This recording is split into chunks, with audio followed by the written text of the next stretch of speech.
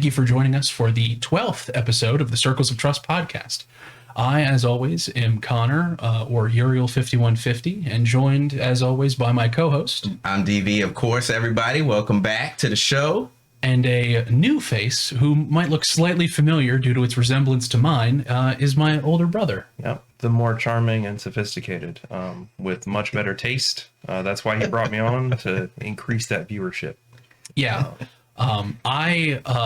I have really good takes, and he has really bad takes. So we wanted to just kind of balance things out for once. I'm going to let you guys decide in the comments. Get in the comments. Get in the comments. So what's brought us all together today is the Dungeons and Dragons movie, which I was not expecting to enjoy and had no interest in seeing.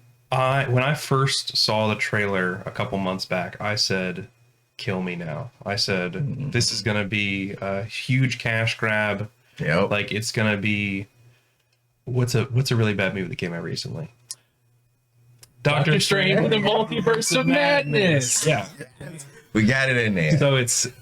Got it in there, I just want to say that it's nothing like that. If you like Doctor Strange and the Multiverse of Madness, stay away from Dungeons and Dragons, the movie. Absolutely. Because we don't want you in the fandom. No. But yeah, so I saw that trailer and I was like, this looks wretched. And I was prepared that I went to it. I was like, I'm going to hate watch this. I'm going to go to the movie theater. I'm going to sit in there and I'm going to complain about it the whole time. To no one. I get no revenue from that. I'm not a critic, right? I'm a blue collar worker. I have no stake in the game as far as this landscape until now. But yeah, so I went and I watched it, and it was, to put it lightly, incredible. It far surpassed my expectations. It was completely a whole bunch of fun with likable characters and a cohesive storyline and good special effects and good casting and good humor. And I laughed the whole time, and it surprised me, not just with everything, but with a lot of other things as well. And it surprised me so much that I called my brother as soon as I got out of the theater that night, and I said, have you seen the new Dungeons and Dragons movie? And he said, no. And I have no intention of seeing the movie because it's going to be bad. And I said, we need to fix that. So we did. A couple days later, I think. It was like a week later. Maybe 3-4 days. I think I called you on a Friday and we did it on a Tuesday. Yeah, so like just over the weekend, he called me that night when it came out, and we made plans to go see a movie, which we haven't done in decades. Yeah, it's been a while. Yeah, and, like the last movie I saw in a theater was, I think, Spider-Man: No Way Home before this. So, which I also same writer. No way. Yeah. Same writer and producer, I think. Ain't that? I did not know that. Yeah. That's something. Yeah. The last memory of watching a movie in theaters with you that I have is Crouching Tiger, Hidden Dragon. That was 20 years ago. Yeah. Man. But that was for real because Dad pulled us out. Wow. He did that a lot. Yeah. Kids. He'd pull us out. Episode 1, Phantom Menace. I got. But we both got in deep water because he pulled us out and he was like, tell them you had a doctor's appointment. And so we were like, yeah, we went to the dentist. And they were like, your teeth are terrible. You did not go to the dentist. So yeah, it was a bad time. But yeah, no, Dad had a consistent history of pulling us out of school to go watch movies. Nice. Because during the day it's not as crowded and kids are getting cheaper. So, why not? Yeah, I had the same feeling. I didn't think it was going to be very good. But when you told me that you saw it and it was great, I was like, okay, I'll go Thursday night. Yeah, it was Thursday night, wasn't it? Wednesday night or Thursday night? Oh my God. Because I got back Tuesday. I think we went to go see it on a Wednesday. It was Thursday. It was Thursday. Yeah. Yep. It was Thursday night, and I just sent you a message. I saw it the day after. Like twice in a row. Yeah, twice in a row. Yeah. Which I do not do. I'm not a big. I've said it multiple times. I was shocked when you said it was good. I was shocked, and then when I said, "Well, I'll go see it Thursday after work," and he was like, "You mind if we tag along?" I was like, "Oh, you're gonna go see it again? Yeah. Okay, cool." So I was surprised. It was good. I enjoyed it, and I was reading all. Sometimes I hate myself because I love movies and stuff so much. I read all these freaking articles and stuff. I do the same thing now. Yeah. After being like doing this with you, I find myself reading reviews and articles and stuff, and I'm like, why did I do that? I could have just gone and seen the movie. And, they were gonna emasculate the men in the movie, and on purpose, like they really wanted to push that home. It wasn't that bad though. I was thinking about that on the drive home from work today because I saw some article about how the Super Mario Brothers movie. They were like, oh, it's anti-woke and like Peach gets BTFO'd and like the Daily Wire came out. I was like, this is a cultural touchstone for anti-wokeness, and it's like it's a Super Mario Brothers. It's a Super Mario cash grab. It's a Nintendo cashing a check is what's happening. And yes, they got my money. I haven't seen it yet. I'm sure it's probably good. It's awesome. It's probably okay. It's for the fans. But like for I don't think it was actually Ben Shapiro, but I can just imagine him. Right, yeah. This was a cultural touchstone. This really fights back against those SJWs. It's so dumb. But this movie, like I went into it, I was like, oh God, this is gonna be awful. But as it went on, I was like, oh, these are just like characters. Yeah. They're not like it's not pushing a message. It's just I didn't think about it the first time I went into the movie, but when I watched it with Connor, like I had the mindset of like pretend that you are the dungeon master and try and imagine the player behind the characters and like who they would be, and that really just cranked it to another level. So you told me that like right before the movie started, like right before we got to the first previews were over. Yeah, and like they were rolling logos, and he leaned over, he told me that, and I was like, okay, like I'll go into this. I was just gonna watch this movie. I was like, I'll put myself in that mindset. Yep. I have a history of playing Dungeons and Dragons. I've been a DM before. Let me see how this is.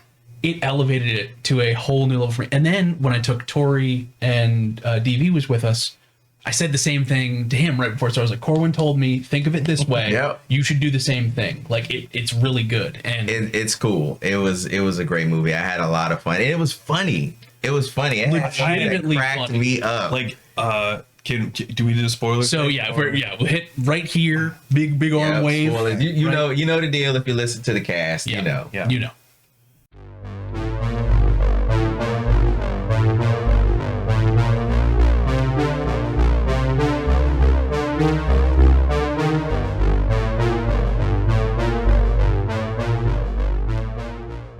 Spoilers. Okay. So now there were a lot of places where I was like shocked with how funny it was. The first one, of course, was when the winged senator, Counselor Jonathan. Yeah. Dude. Because they're like the whole time you're thinking like, oh, this is probably like the other henchman. Yeah. Like, it's probably like their inside man. It's gonna be like, he's got a shoe in or whatever. And it turns out like their whole plan was just like, he doesn't take fall damage. So we'll just throw him out the window and we'll just hang on. Yeah, that was awesome. The PC shenanigans in this movie off the chain. Like it's things you could easily imagine happening at an actual D&D table. Yeah. Like that level of, and you can see the roles, this is a fail, success and a fail, success and a fail. Like he passed that persuasion check. They were gonna release him, right? Mm-hmm. Didn't need to jump out the window. Did not. Right? But he did. Yeah, that's why initiative order is important. Very really cool. I think that was probably a surprise round. For sure. Yeah. What do you do? So Corwin and I are both massive tabletop gaming nerds. Some of our earliest memories are our dad narrating D&D campaigns for his buddies. We had his second edition AD&D books. We helped design our own tabletop system for role-playing games. We're gigantic fucking nerds. We look like it, but we're gigantic fucking nerds. We play the part well. So for us, there was a lot of things in the movie that directly spoke to us as players, enjoyers of D&D. But DV does not have a background in Dungeons & Dragons. But not at all. He's just a movie guy. He knows what a vagina looks like. So he doesn't have the same level of experience that we do. I've got 3 kids. He doesn't have the same level of experience that we do with Dungeons & Dragons. Yeah, never once played it. Didn't know anybody that played it. I grew up in the hood, so nobody played it. And if you did play it, you were quiet about it. On the down you low. want to get your shit beat in if they found out. So yeah, we didn't You didn't play that. So let me ask you this: like, having seen the movie, like, as I feel like their target audience would be people who maybe haven't played the game, and are you at all interested in it more so now that you've seen the movie? I'll tell you, Stranger Things made me more interested in it than this movie did. Okay. Because this movie, since it takes place in the world, as a normie, you just see it as you don't get any print from mechanics. yeah, you see it as an action adventure movie with In Stranger Things, you see the kids them playing it the and game. how excited they get playing it and how they build their own characters I haven't and seen stuff. Stranger Things. Neither have I, but I understand the concept. Okay. Yeah, Stranger Things, it's a big emphasis on that. Like, they have a whole group, the Hellfire Club,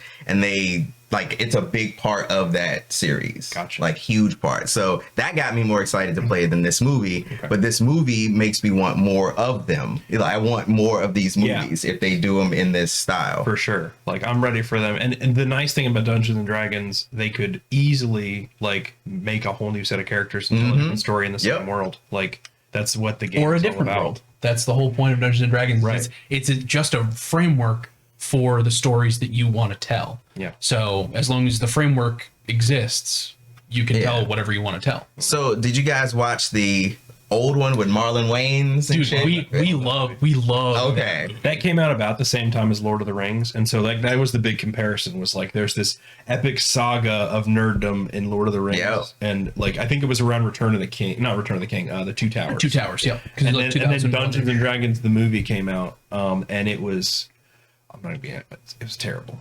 It's a bad It's movie. a bad movie. I love it. It's great. It's a great movie. Okay, it is production values better leagues above the Kingsguard.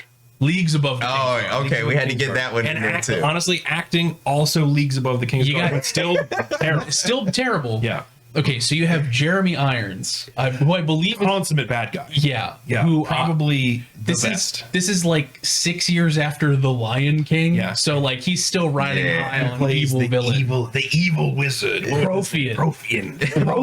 The evil wizard. And the old D&D movie, the first scene of the movie is Profian in his like sewer lair using this bootleg like rod of dragon control to try and tame a dragon so he can overthrow the empress. Oh my and it God. fails. And the dragon, he has to kill the dragon. Yeah. And the dragon's blood gets into the river, and you follow. It catches on Yeah. fire, and then the river. You follow the fire of the river, and then it cuts outside to the two main characters, Yeah. the two thieves, and they're like, "Oh, fucking wizards, man! Always setting rivers on fire." Silly question. Yeah. Do you remember what world the original Dungeons and Dragons movie was set in? Did they ever say it was Faerun? I don't think they ever mentioned a city they name. ever said. Well, they said city names, but it didn't match with anything that I was aware of. I don't. If there's a setting, We're for gonna that, do some research on that. Get in the comments and let us know what the city was in the original in the original Dungeons and Dragons movie. 2003. Yeah, Dungeons and Dragons somewhere movie. around there with Marlon Wayans. But Yeah. like, fantastic opening scene. But like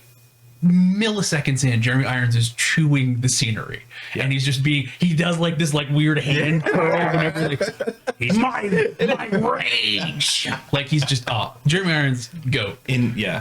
And then 10 he's out of 10 performance and then from Jeremy Irons. the main protagonist actor was a guy from the Lois and Clark TV show. Yep. The drama. Yes. It Yep. wasn't even It like wasn't like Smallville or anything like that. Yeah, it was like a soap opera. I remember watching that and I was like, My parents were big in that. Yeah. They loved Lois and Clark. Yeah. It was that was Jimmy, I think, from Lois and Yeah, Clark. it was Jimmy from Lois and Clark. Anyways, so we're not here to talk about that movie. Because it's bad, but it's great, and we love it. We're here to So- talk about the good. You will D&D. get tricked if you go to look at like streaming Dungeons and Dragons movies. oh yeah, right now, you don't. Yeah, don't they're do gonna that. trick you, right? Just a heads Don't up. rent it for $3. It's gonna be the bad one. on it's a bad YouTube right now. The original Dungeons and Dragons movie is free. What? Yes, you can stream that for free on YouTube right now. At least if you have YouTube Red. I don't know how it is for normal peasants who don't. That's pay not for it. free. That's literally not. That's the opposite of free. Well, I mean, It's a some subscription-based service. movies are free regardless of your YouTube Red. I got you. Okay. I They just have don't. I don't ads, know. They have crazy ads and I just don't know where that falls. Understood. like so- every 3 seconds there's an ad. I gotcha. Yeah. What you do is you just have a.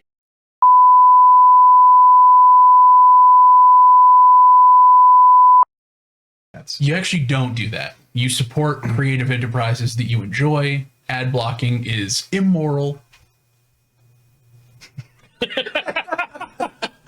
It is.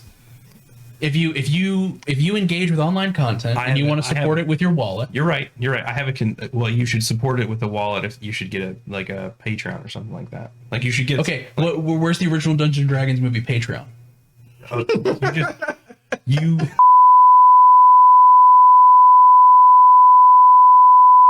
No, you don't do that. We commit crimes. We commit a little crime. We endorse crime on this we do channel. not.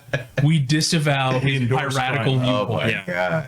Okay. All But yeah, sorry for bringing that up, but I wanted to know from your guys' perspective, I forgot what the question was originally. I don't remember what it was either. how it compared to the Leagues, the head and OG, shoulders or like the setting and all that stuff. The production value for the original D&D movie wasn't bad For its time, Yeah, yes. like It got shit on because it was compared to Peter Jackson's Oh, yeah. Lord of the Rings epic. like They also- $150 million per scene type shit. Yeah. the problem was with the original Dungeons and Dragons movie, a lot of the budget went to CGI creatures, and CGI was Yeah. not on the level where it could really be supported. So there was like a CGI Mephit, there was a CGI Beholder, and there was a ton of CGI dragons, and they all looked like hot dog piss. they were did. ass then, But- double ass now. Yeah. There was They did. cool magic effects. They had some neat practical stuff with like setting the water on fire and Yeah. like the dragon's blood. I liked the thieves maze. Yes, the thieves maze was a cool little practical pyrotechnics. Yeah, that was cool. Okay. So like there were some interesting practical Okay. effects and cool set dressing, but the movie doesn't hold up because the acting is terrible. It is. It's Marlon Wayans. The acting is not terrible. Marlon Wayans is not the worst part of that movie. And but it's when you have Who's the Marlon best part of the Wayans. movie? Yeah, when you have Jeremy Marlon in Irons. there. Well, I was gonna say the dwarf. The dwarf is pretty good. Yeah. When you have Marlon in there, your standards are, But no, like But So he- Marlon Wayans is creepy, like he's a thief, so he's creeping Yeah. into the bad guy's He's like- headquarters. yeah. and he's he stands in like the Prothean has got this evil like henchman named Damodar. He's like this bald so beefy- he's bald, big. He's got this huge set of armor, but he has blue lipstick. Like that's his whole. we're not sure what that's about. Well, no, that was like a Yeah. whole thing, like with the older D&D. Yeah. They had like interesting tattoos and facial marks and stuff. So his thing was just like purple, blue lipstick. So he's sneaking into the stronghold, and like there's a set of armor, and so he pops up like Into the armor. he's like, "Oh, Damodar," and that is a good. It's hysterical. I laugh every time. I've seen the movie hundreds of times. Yeah, and it's got some tear-jerking moments. It's a good story. It's flawed in its execution, is the best way to put it. Yeah. It's a bad movie. Worth a watch, but we're not here to talk about that. I'm here to defend it against criticism. I will defend it. If you get in the comments and badmouth it, I will answer you. I will argue as long as I'm allowed to. Yeah, I'll engage in stochastic and scholarly debate about scholarly. So, comparing the old D&D movie to the new D&D movie, head and shoulders. The thing is, everything about the new D&D movie works competently. Yeah. There's some things that could have been better. Yeah, the visuals were pretty good too. Right. But like everything as a whole works competently. And Yeah. you can't say that about a lot of movies that come out now, where you can say the acting was okay, Fucking but the Ant-Man, CGI bro. was bad. Ant-Man Ant-Man. was dog shit. Fucking Ant-Man. Like the last couple Marvel movies have been not great. I still really like Black Panther 2. Thought it was a great movie. But Ant-Man, for $250 million, this movie's budget was $100 million, $100 million less, had better CGI, better performances. Yep. Like, it's a testament to the casting director Yep. that everyone hit their marks. So when I saw the cast, I was like, "This is gonna be awful." That's exactly what I said. I said they are gonna phone this in. It's gonna be garbage. Hugh Grant You got as the bad guy. Michelle Rodriguez. Oh, But Michelle Rodriguez She was playing was Michelle perfect. Rodriguez. She was just playing she herself. was just doing her thing. She was Letty. She was every other character she's played. She could not have been better. Yep. I don't know who else I would She have put was in that dope. role. She was dope. She hit it like, and I was trying to explain this to someone else I was talking to, but like, I think they released the character sheets for the characters on D&D Beyond. I haven't looked at that because I don't have. No, I did. I actually have everything. I made an account and everything. I can pull them up. I wanted to talk about this later. Okay, all right. But there's something really interesting about those character sheets. Some of them don't have classes. They're classified as creatures, not as a player character class. That is interesting. Holga is not a class. Not a She is barbarian. a creature. She's not a barbarian. She's just a humanoid. They don't give levels either, which I thought was interesting. That's I don't. You know what? if they're gonna here, No, you're exactly on the same page that I am. if they're gonna make the character sheet, you make it accurate. You don't. I don't like that. There's a bunch of homebrew stuff in there, which is fine. I don't mind that, but they're not classified as. She was a class. barbarian. What? I think she's referenced as a barbarian in the movie. She's part of a barbarian tribe. Yeah. But she's not a barbarian. She's a barbarian. She doesn't have rage. She raged. She doesn't have a rage anywhere on her character sheet. She raged in the movie. She did. She went into a rage multiple times. Yeah. I tell you what. That's how I went on the drive home talking to Tori. I was like, the reason she was able to survive getting her fucking shit rocked in those 1v8s every time is because she's in a rage. And when you're in a rage, half damage from all physical attacks. Yeah.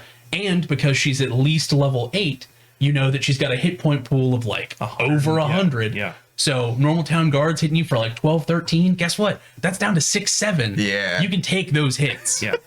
I could see it playing. Like, I want to play a game because if you've got the character sheets, I'm going to tell you what they should be. And you're going to tell me what they actually are, and then we can complain. You're going to get really fucking mad. We'll do that. We'll do that towards the fucking nerds. I think you'll enjoy it. I know. You will. I am going to enjoy this, but it's just funny. Yeah. I love that. Yeah. I like how you. I was making the point. You were like, "It's a no, you're gonna do it. You're gonna do it. You do it right." Yeah. That's yeah. It's very funny to me. But anyways, no, everything about this movie was competent. It was done well, and the cast was perfect, flawless. Hugh Grant. I don't know what it is with him and his like I saw him in The Gentleman, and then I saw him in this. I'm like, this dude is knocking out of the fucking park. Dude, he's a beast. He was a beast. He was gross in The Gentleman. He was just he was a dirty, just a greasy, greaseball motherfucker. Yep. Chris Pine. I feel like this is kind of similar to a lot of Chris Pine roles that I know, but distinct enough that like he was allowed to be fully comedic. I feel like they cast the right people because they are the character. They just do this naturally. Yeah, I feel like Chris Pine plays heroic leads, but they've always got like a bit of scoundrelly, you know, always. And like this was that guy. Michelle Rodriguez plays like a tough a badass Latino lady every time, and that was that character. I've never even Justice. What's his name? Justice something or other. Justice Smith. Yeah, he's the same dude. Yeah, he's the exact same dude. Because he was in Detective Pikachu. Yep, he was It was good. It was good. Oh, I didn't see it, but people liked it. I think Tori saw it. It like right now, it's Mario, Sonic, and Detective Pikachu, the best, video game adaptation movies. By far. Mm-hmm. Right on. But yeah, he's usually the same. I love the druid. She was great. She was phenomenal. Mm-hmm. Yeah. And she was in, I think she's in Stranger Things. Is that a Stranger Things? No, she was in It. She was in It. She was in It. She was one of the kids in It. Yeah. Okay. But like she looks very weird without her tiefling wig. Like I was like, oh, that's a very pretty person. And then like seeing her outside of that, I was like, makeup really did their job there. Damn. I was like, oh, okay, that's cool. I thought the portal joint that he used, when she would go, she went through it. Are you talking about the cart? Yes, so good. It was so good. You know what it made me think of? Doctor Strange, Multiverse of Madness. It felt like Sam Raimi camera movement, where she dipped in and it flipped over, and it rotated. It felt like a Raimi movement, like 100%. It was great, and I just think about how the special effects in this movie were with Thor: Love and Thunder. And they had $250 million. And they had simple shit to do too. And they had multiple like Academy Award winning actors. Multiple. I'm glad you brought this up because I've been holding this joke for a while. But like when someone posted like that Christian Bale was going to be playing the God Slayer, more like atheist Bale. Am I right? He told me that like when we released that episode, it got me so good. That's the whole reason I came on this podcast. My work is done. I'm going. All right, that's a wrap on Corwin. Yeah, man. Yeah, that I thoroughly enjoyed that movie, and I have no idea about. How about that whole subplot where like barbarians just love halfling men? Like, Oh yeah, how out of the park was that? What a great use of Bradley Cooper. Yes. Out of nowhere. Like a real brief. It was so 3 rare. minutes. I was cracking up that whole scene.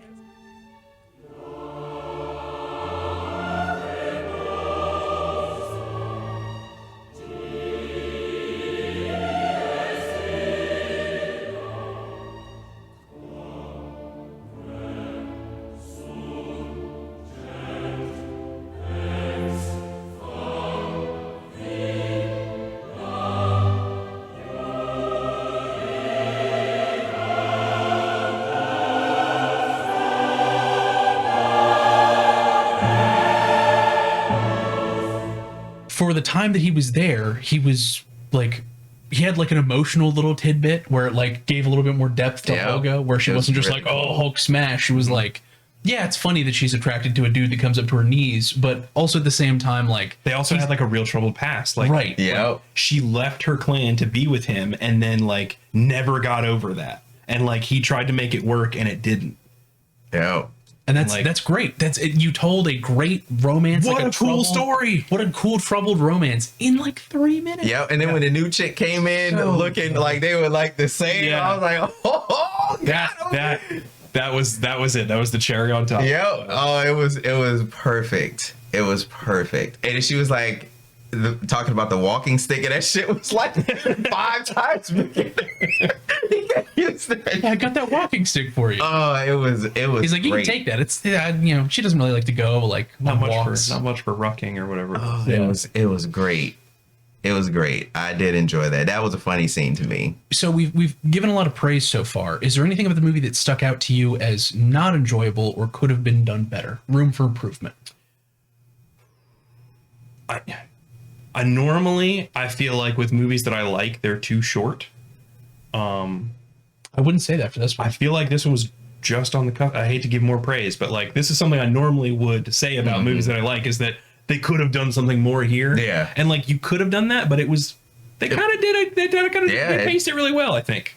It was pretty formulaic, but everyone got a good introduction. Everyone got a good fight scene. Everyone got a chance to showcase their different powers and their abilities. My big gripe is with Edgin. I think this, after looking at his character sheet, they misused him. Let me just say that. Yeah. He was not utilized his full potential. Because I had an idea for what I thought he was before He's a I- bard. And here's why. He gave bardic inspiration the whole time. That's an ability they have. He did it the whole time. So He did. You know what bardic inspiration is, or do you? Okay. Yeah. I'm going to stop you right there. He's a bard. Rogue, mastermind subclass. I don't like it. That's what he was. He did not have any magical talent whatsoever. Bards don't like are it. magical. I don't like it. But you know I'm right. Mastermind. He's giving the help action at distance nonstop. He's coming there. Yeah. He's a bard though. He's got a loop. He's got a bard. No. You can have musical proficiency as one of your background. Yeah, you can. So love it. on the character sheet, he's listed as a bard, but he has no spells. You cannot be a bard without spells. Yeah. Well, in earlier editions, it would be based on your charisma attribute. And he felt like he had a good charisma. He has a really good charisma score, Yeah, but but he there didn't- is he one didn't. person with a higher one. Was it Simon? No. Oh, it was Hugh Grant's character. Yeah. Forge. Yeah. Forge. But yeah, so my beef was Okay. Edgin was not utilized properly. I feel like I didn't need him to have a truly heroic moment, but I felt he needed to contribute more. And I get that I get that it was a joke that he like, I'm just the guy that makes the plans. But if that's the case, I wanted to see like a Ocean's 11 style Oh, yeah. like, heist kind of thing. Remember, look at it as a dungeon master, okay? You have had a player that is really good at synthesizing with other people and not really doing anything. Like he got the one good hit on the guard there, you know. He got the one good hit on the mage, you know. You know how many attacks he gets a turn? No. 3. Wow. He is someone who doesn't play Dungeons and Dragons made that character. No, Chris Perkins made it. It says who the creators of the character sheets are. Chris Perkins made all those character Did sheets. he watch the movie? Did he make them before the movie? Because that's what I'm thinking. I'm thinking these were characters made, and then yes, like they made the movie, and they were like, okay. I firmly believe there is a design disconnect between the character sheets and the shooting of the movie. Yeah, I bet that if there's a lot, but that doesn't explain the humanoid thing. No, if he did that, he needs to be retired. No, he doesn't. He does. It's Chris Perkins. I love the man. We love Chris Perkins. We do, but she's not a humanoid. She's not. She's a barbarian. She's a barbarian. The paladin says that he's a human too. Well, that's a Wizard of Thay. That's a Thayan is a human. He had pointed ears. Maybe he's like on the character sheet he says human, right? It says he's a human. It says that he's been granted extended life due to the touching of the curse of the beckoning death or whatever. But it doesn't explain why that pointed his ears. Yeah, that doesn't make a lot of sense. I didn't think tieflings had pointed ears either. No, they absolutely do. And I thought that she would have a more like demonic type appearance. Well, like I mean, she had a tail. She had a tail. And she had horns. Yep, she had tail. I thought they normally have a more like red hue to them. It depends. Yeah. Because I think her specifically, like she was born to human parents. Like it was just abyssal influence. It wasn't like one of She's the not parents like half was abyssal. Right. Okay, I yeah. gotcha. Yeah, that's kind of what it felt like, where it was just like a smattering. Was that a dog whistle? That was a dog whistle. All right, we're cutting that out. Arm wave, we're cutting out dog whistles. We don't do that. And Wizards already came out and said no race mixing. They said it's racist for people of different races to love each other in a romantic setting that have children. They did actually say that. They said that they're doing away with it because it's racist. Interracial relationships are racist. Yeah, that's a take I was not expecting from Wizards in 2023. I'll be real. Yeah. It's so weird, man. What is it? Yeah. No. Okay. No. So I talked. So I talked about my gripes. He said he didn't have a gripe. He had. I was trying to find a gripe. I feel like I'm hitting all the paces that I would normally gripe about with movies, and the pacing was good. The timing of it was good. Like the length of it was good. I guess if I had a gripe, it would be like that. I feel like the final moment there with the, you know what? Actually, that's a praise too. Okay. What do you have any gripes about the movie? You're a movie guy. Tell me a gripe. Yeah, about from a cinemaphile. I felt the final battle, I felt like it needed to be a little bit more. I felt like it was. I was trying to say that. It was quick. It wasn't like. Honestly, I felt like the movie was going to end when they were in the boat. I thought it was going to be like, to be continued. Like, yeah, I thought it was. Yeah, that's like set up for. I have a lot of respect for the fact that they did not. Yeah, that. I was like, I will. Can't say that. Cut that.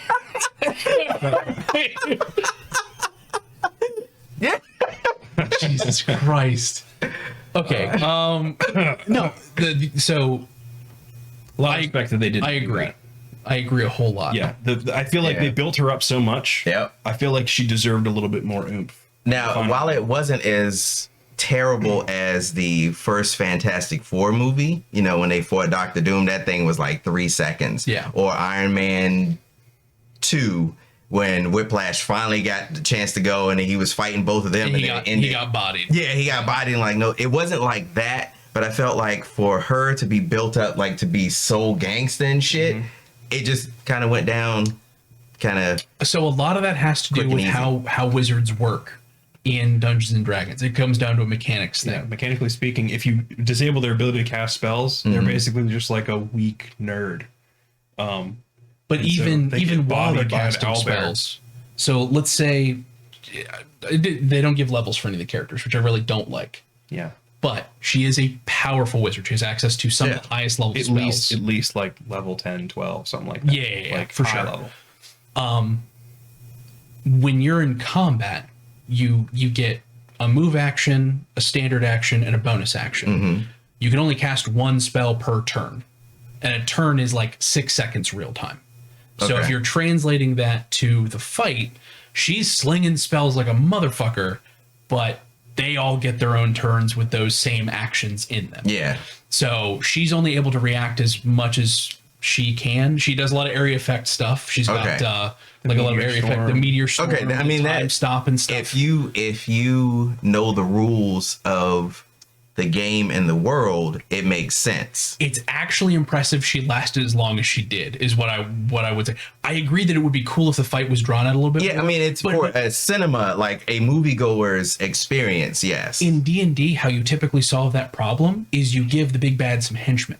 You give them like like an honor guard And or something like the that. DM had it set up where she was going to get a whole bunch of henchmen, and the PCs led them all away with the treasure. Like she was about to resurrect everyone, have a whole zombie army come after her. And it would have been like a I'm whole. kind of glad she didn't have like a whole army, because we see it would have that been a big so CGI, much. We yeah. see that so much, 100%. and I'm tired of it. But I just felt like It was a She little. could have at least had the noble people, though. She did get those guys. I was Yeah. I was honestly a little disappointed Yeah. she didn't have like 10. Okay, that's my zombies. gripe. Yeah. She could have had a small zombie cohort with which to battle her adventuring party with. I think that would have fleshed out that fight a little bit more. yeah, I just felt like it went a little bit faster than I had hoped for, because they got the bracelet on her. Like the trick was cool, like Yeah. them setting it up, but I wish it was more stuff than that. Then it was over. But you know, And I think- but hey, it still was fine. I still enjoyed the hell out of it. I also feel like it'd be a good time to showcase Edgin's planning abilities, where he had this whole thing about going plan A to plan B to plan C. Having his plan fail mid combat and then having to adapt and make a new plan would have been a cool thing to see, because Edgin would have had more of a Yeah. moment. I feel like Edgin Okay. never really had his moment in the sun. I disagree. I feel like his moment was keeping everyone together. I feel like he was the thread that I understand what you're saying. Yeah. As a DM, you want to. he had a great RP moment. He You never want- had you a want a good, good- combat moment. I gotcha. He never had his time in the sun in combat. Everyone else had wonderful moments. Honestly, in I the felt sun. like session 1, jumping out of the window with the counselor. That was That's a hell of a way to start a campaign. yeah. Be like, not technically not a combat, but like that's a good move. Yeah. like that's a solid move. Yeah. it would have just been you telling me your backstory, but you decided to not take the part and Yeah. fly out the window with Counselor Jarnathan. Yeah. So mechanically, there's a reason why it went as fast as it did, I think, if from their design perspective. But I agree with you that it would have been more fulfilling if there was a more fleshed out fight Yeah. there. I have another gripe, maybe. Oh? I thought that the weapon, like the sword with the dagger thing, You didn't like that? I thought that it was weird and I couldn't explain it with the rules. Like that's it. Like it was kind of neat. It's a homebrew item. Okay. It's listed on there. He's got a whole special move set for it, like actions he can do with that weapon. Okay. It's weird if you're going to be the guy who's in charge of making Dungeons and Dragons and you homebrew stuff. But that's the whole beauty of Dungeons and Dragons. You can make stuff however you want. However, I approve of that philosophy. I think it's poor to do it if you are the representative of, if you make the works for the company, don't homebrew shit. You make the shit. homebrew shit. Absolutely homebrew shit. But You should homebrew shit. Now, We here's- will homebrew shit. Chris here's- Perkins has no business homebrewing anything. he can homebrew whatever he wants. No. Now, the issue I don't mind the Coming from you, homebrew. Chris Perkins. I don't mind the homebrew items. I mind the homebrew character, like the race, like just being a humanoid and not having like Not a a class or barbarian. anything. Yeah, no class That's the thing features. I bother with. Having a custom move set, being like, sell me on how this works for your character. It's all explained in there how his sword works. Okay. Like So when you're convinced by his character sheet that that's okay. some things in the character sheets I like, some things I don't like. That specific thing. Yes. So his little shooting mechanic, that's a deck save. Like it's got a whole thing in there. It's not like a guaranteed hit. It says how much damage it does, how many dice you roll. It's all in there. It can also shift between a dagger, a short sword, and a long sword. Neat. That's pretty cool. My paladins always. Paladins are always typically big two-handed weapons. Well, That's- he or sword had a and shield. He had a shield. He never used it. He didn't have a shield. He totally had a shield. No, he didn't. Did It was you ever on. see a shield? It was on his mount. Oh, sure, maybe. Yeah, it might have been like his horse equipment, but you could tell that he was clearly more skilled and like he had like a He's a dex build. Well, he had like a one-handed fighting proficiency type of He's a thing. duelist. Yeah. Okay. All right. I guess. I did like the Thayan Hexblade Warlock guy. Yes. Like that was a pretty bad. That was a very sick way Yeah, to do man. that. Uh huh. There's a thing about that scene specifically that I really liked that would make sense to someone who's played D&D as like, this is a problem. Like, you would understand how bad the threat is. Right before he goes and engages the big bad, he enchants his weapon with radiant damage, and it doesn't keep the guy dead. And typically in D&D, if you kill like an undead thing with radiant damage, it can't reanimate, or at least not for a period of time. That motherfucker popped right back up. I think the difference is like with most undead, there's like a necrotic component. I think this is more an arcane undeath. Exactly. So that was it. It was more of a curse than a traditional like necrotic energy kind of thing. Yeah, because they looked like half dead. They weren't like rotting zombies or anything. I'm starting to appreciate this movie more, like listening to you guys explain. But the horn, the item that causes the beckoning death, says it turns them into zombies. Okay, that isn't Chris Perkins. You're dropping the ball here. You're dropping the ball. Hell yeah. Okay. Get in the comments, Chris Perkins. Yes. You answer me. You tell me why you're homebrewing stuff and you write the damn manuals. Answer my schizo posts.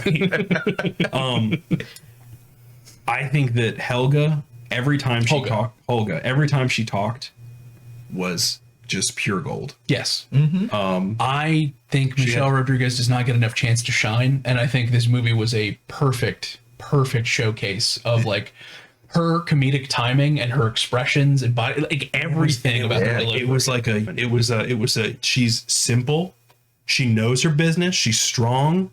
And the scene where she just goes throughout the armory and just picks stuff up, puts stuff on, and just beats the bejesus out of everybody. It's on her character sheet. That's awesome. Improvised weapon fighting. Well, that's a feat anybody can pick up, right? Including a barbarian, which is what she is, Chris Perkins. Yeah, she was pretty awesome. And the fact that the movie was like self-aware enough to have like funny little referential things that didn't feel like pandering. Saying we need to get a druid to turn into a deer, and then she actually does turn into a deer while she's running away, and she's like, so she did, like so smugly. It's like that was just at the end. Like that was good. Really good seasoning on like that whole scene was great, phenomenal. Yeah. So that was actually one of my big gripes, though, going into it, is that's not how wild shape works. Correct. And you only have a certain number a day, and you can't go from wild shape to wild shape to wild shape to wild shape. You have to go wild shape to human to wild shape to human to wild shape to human. She did that once. She got in the armor, and then went back to a rat. Yeah. So she did wild shape into a fly, wild shape into a rat, back to human, back to rat. From rat, she went into, was it the chicken thing? Bird. She turned into a falcon. Yeah. And then a cat. And then cat. And then moa. Thing. And then deer. So you have to do human in between each. You have to human in between those. Okay. And on her character sheet it says she can wild shape 5 times a day, and I'm holding up 8 fingers. So by her own character sheet, she's in violation. Chris Perkins. You could have made her a higher level. Chris Perkins would make her a higher level, or give her an item that there's a feat that gives you. Yeah, there's a feat that gives you more wild shaping. Just to have her take that, you could have fixed this. Her character sheet says wild shape. Chris Perkins. We are not threatening Chris Perkins. I have nothing in real life. In real life, I'm gonna come to your house. Nothing to do with it. Hassan Piker. Do not include me. I'm gonna kill you in my face. I'm gonna kill you in my face. Like in a video game? No. In real life. Don't include me in any of this. I enjoyed the movie. I enjoyed the movie too. A lot. It was great. And the reason why you have such a vociferous response is because I enjoyed the movie so much. Chris Perkins, I forgive you. I don't forgive you because you left Penny Arcade. So, well, they probably didn't pay him as much as he wanted. I believe he's an important man. He's got things to do, like not do the right character sheets for this very important and cool movie. Yeah, it was really good. Too bad it's not going to do very well at the box office, but it's already made its money back. But I don't think it's going to be like a. And it's so it broke even already. Yeah. And it's a new IP. Let me just say, I don't know if that's certain, but when Tori checked, I had her check after we got out of the movie, and 3 days before last Friday, it was at 119 million worldwide. Oh, it hasn't broken even yet. But that was 6 days ago or 5 days ago. Okay, because it needs to, if it's $100 million budget, $150 million budget, it has to at minimum make 2 times its amount Correct. to It's make supposed to get 300. to break even. I think in theaters it's not going to hit that. I think when it hits streaming service, Oh, it's gonna be lit because the word of mouth is going around now, and that's the big thing. So you're obviously not aware because you're not really into D&D, but there was actually a really big push for people to start boycotting Hasbro products, specifically around D&D before this movie came out. What was that all about? It was because D&D, so they Oh, that's yes, right. yes. Yeah. So they offer a subscription service where you can get all of their products, all of their books and everything digitally. It's called D&D Beyond, and you have to pay for each digital book, each expansion, everything. Oh, okay. And it's a paid subscription service, and you can buy the different expansions. Hundreds of dollars to get everything, right? They said for the next edition that's coming out, none of that stuff is transferable. And they're bumping up the prices, and you can't share it anymore. And something that's EA level. I thought the big push was they're not licensing it now. Like that was that. Yeah, so, that was it. I don't know what the term exactly is called, so we might have to edit in a portion of this. You might have to do like a little or whatever. But basically, things like Solasta, Crown of the Magister, yes, Critical Role, their book Pathfinder, all based on Dungeons and Dragons. Well, Dimension 20 uses the actual rules. So that's like if you make a supplement. What I'm saying is like people who make like a book based on Dungeons and Dragons, you can make like a supplement and pay like a little licensing fee or whatever. And they'll like, publish the book and then you're basically like published by Wizards of the Coast, but you made the content. They basically said we're not doing that. Like all the content is going to be proprietary. We're going to keep it on you. We're going to sell you licenses, but they're going to be arm and leg expensive. And it's like if you make it, it belongs to us. It's our property because you're using our system. Yeah. So Critical Role is huge. I don't know if you're familiar with what Critical Role is. Well, I hear YouTubers talk about it and they explain. So you're familiar with the general concept? General concept. So it's a live D&D program, but it's done almost entirely by like famous voice actors for like video games and anime and stuff like that. So Matt Mercer's the DM. I'm really bad with names, but there's some very memorable faces that sit at the table for that. It's a huge deal. And Matt Mercer just published his own supplement for the setting for D&D 5th edition. And now he's being told that for the next edition, he can't do that, and they'll own it if he does. So that's why there was this big push around like a lot of people have been developing like little cottage industries around what they thought was going to be like a shareable product. Yeah. And then they're basically like pulling the rug out from under them. After they've had the subscription service running where they've paid hundreds or thousands of dollars. They were also, weren't people hating on them because of the changes that they made to like characters and races, and like you can't use the term races anymore. Now it's origin or whatever. And then I remember hearing they're about getting that. rid of half orcs, they're getting rid of half elves. I play half elves all the time. Yeah, half elf was like his mainstay, and I like half orcs. Yeah, they were they equating. And Hasbro says no to race mixing. But I think that's why the character sheets are the way they are. Is they're like humanoid, but they don't say anything else. I got you. Oh, that would be. Ugh. Yeah, it's gross, but it's weird because some of them do have classes, and then some of them don't. It doesn't make sense. It makes no sense. So Hasbro has had a lot of issues with that, and that's just on the D&D side of things. We've talked before on the podcast about Magic and their issues with queer baiting and things like that. Been very contentious. And that's just there are two of their big properties. There's also Transformers. There's there's a ton of other things. Transformers was Bandai, is that? No, that's Hasbro. That's Hasbro. Oh wow. Yeah, it shows the big ass Hasbro logo at the very beginning. Okay. Yep. So like Hasbro. They're making a lot of money, but they're also making a lot of dumb fucking marketing decisions. Yep. So you want to hear a little conspiracy theory about that? Go on. Okay. So this is so there is a like the same people who manage marketing and advertising for these big companies also manage it for the online presence for streaming services, also for streamers. There and like the entire model for all of these is to make $1. Okay. 100%. How do you make $1 by making? But if you're not interested in making a good product, if you don't have the talent and the skill or the technicality to make a good product, you make a shitty product, and everyone talks about it. And then even this one, you're probably going to get 2 or 3 ads during this whole thing right here because we're complaining about consumering stuff. I'm not getting paid for that. Are you getting paid for that? No. Yeah. So you know who is? Probably some ad executive who's in charge of selling ad space to Hasbro or something like that. So I think that when you're talking about like video games getting nerfed or like shitty releases coming out, both movies, comics, magic cards, anything, some of it might be deliberate, or if they find out the product's not as good as they thought it was going to be, they intentionally drum up controversy about it so that everyone talks about it, and then they just sell more ads and then they get their money or not. So that's my conspiracy theory. I have no data to back that up. I wouldn't even call that a conspiracy theory. No. I'd say that's just a pretty savvy understanding of how the marketing space in the online world works. Because like, you're not wrong. Like, anytime a controversy like this happens, you know, all the channels that the Quarter makes 8 movies on it. Yeah, exactly. Yeah, he does. Like 100%. Yeah. Yeah. And Clownfish what a nerd. TV. Quartering, I'm coming for you. Yeah, no. Get in the comments. I will fight. Quartering? Yeah. All right. Yeah. I'm done with you. I'm done. Nerd. Yeah. Mufasa. Yeah.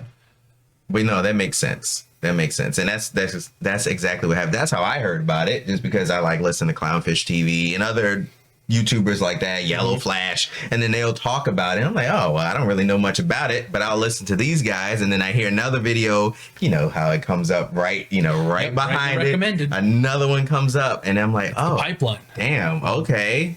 I get it. Like, yeah, it's just weird. That's a phrase. That's they say that. That's a dog whistle. that's what they say. It's a dog whistle. That's literally Obama said that.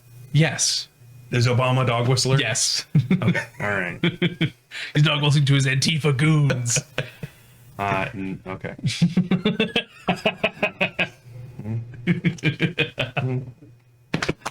What was your favorite scene in the movie? If you had to pick one. Favorite scene, we discussed this when we left the theater. I thoroughly love the graveyard scene. It's so fucking funny. First one that opens. It's so funny. And you're like, it's so funny. Just answer when I ask a question, okay? Yes. Oh my God. It's so good. Why did you put a question mark at the end? I didn't. So good. I was cracking up so hard on that scene. I love. And then the guy that got cut in half, and the guy that tripped on the bathtub. Yeah, like it was. That was gold. Whoever wrote that, like that could have been like a sketch comedy. Yeah, and like that scene could have. I would have watched that 50 times. It was hysterical. I love that part.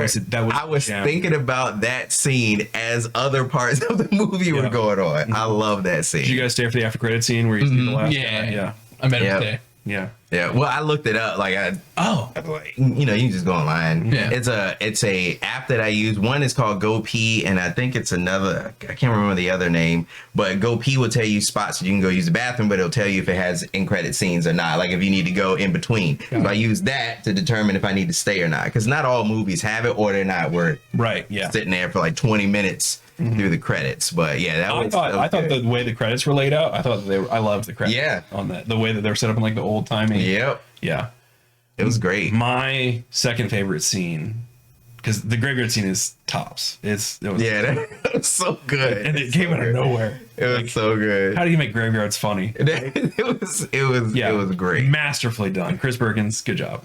That wasn't. It was Chris Perkins. I take it back. Chris Perkins, you're still on my poop list. You're on fucking notice. But my second favorite scene was when they're sneaking into the castle and they put the illusion. The glitch. Oh, yes. Yeah, it was melting and shit. What horror is this? Yes, that was good. The mirror, the portal scene was really cool. Good. That was really cool. There is a phenomenon when you're playing Dungeons & Dragons, you're the dungeon master. It's what they call PC creep, okay? And it's when you put a obstacle in front of the players and they pick the most pig-headed way to get around it, but they either roll well enough or are lucky enough that it just works. Yeah. And it flummoxes you because they avoided everything you had. Like the amount of PC creep in that arc, my favorite one was when the painting fell down. Yes. And she's just, I'm just going to sit here and chip this out for 2 hours. It turned into a worm. Oh, I'm not getting in there. Not getting in the vault. That was cool. It's so good because that's 100% how that works at a table. And the getting underneath the dungeon with the gelatinous cube. Yeah. Oh, dude, that was cool. Yeah. Yeah. That was really cool. Yeah. The gelatinous cubes are dangerous. Incredibly dangerous. Yeah. The last time I fought one was in 4th edition, but I was a level 3. I was an Eladrin rogue. Was that the campaign that I was with you in? It was Kai was running it. The one at Jersey's? Yeah. Yeah. Oh, no, sorry, because Corey was running that campaign. I thought it was Kai running it. No, Kai was playing. Kai was playing because Okay. Kai's kids were in there too. Yeah. yeah. Yeah. Anyway, But I was playing a human ranger. I remember we fight the Quasit and everything. Yeah. I was in that campaign. Okay. But yeah, I got my butt kicked by a gelatinous cube. Those cubes do not fuck around. Yeah. They're nasty. That was pretty neat. Yeah. That whole scene with like the rising and falling. I like that it didn't overstay its welcome either. Yeah. Like it that could have been like a really drawn out sequence. It was like just long enough for I liked the Displacer Beast too, the little panther with the hologram. God, Yes. They did cool design. They did a good job. So that was one of my problems with the first Dungeons and Dragons movie. They had a lot of iconic creatures and they did not represent them well at all. Yeah. Like they had a Mephit. They had a Mephit. They had a beholder.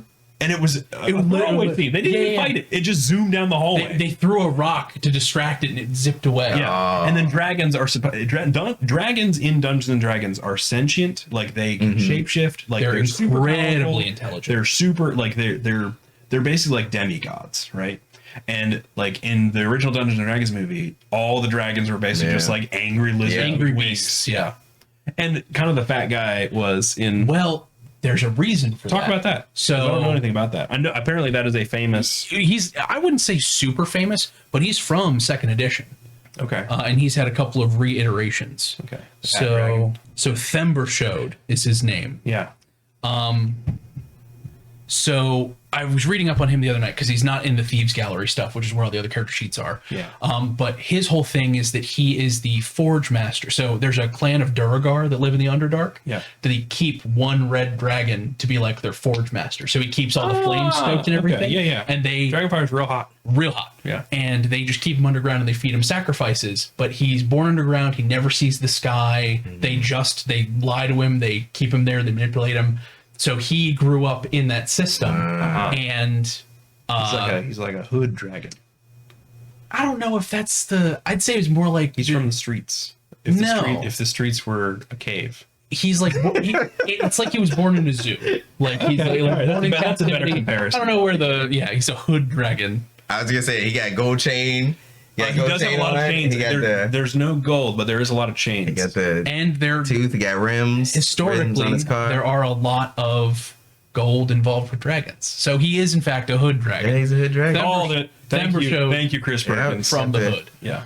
But no, so the clan keeps him under there, and apparently their thing is once they get another egg, they kill the old forged dragon, and they so basically he's just kept in captivity. He serves the one purpose. They kill him before he gets like his own free will, and they replace him with another dragon, and they start the cycle over and over again. They've done that for That's rad. like that millennia. Is a metal, rad, cool, evil dwarf story, and I totally dig that. So Duragar, for reference, are gray dwarves. Okay. They're evil dwarves, where normal dwarves are like kind of chill. These are not chill dwarves. Not chill.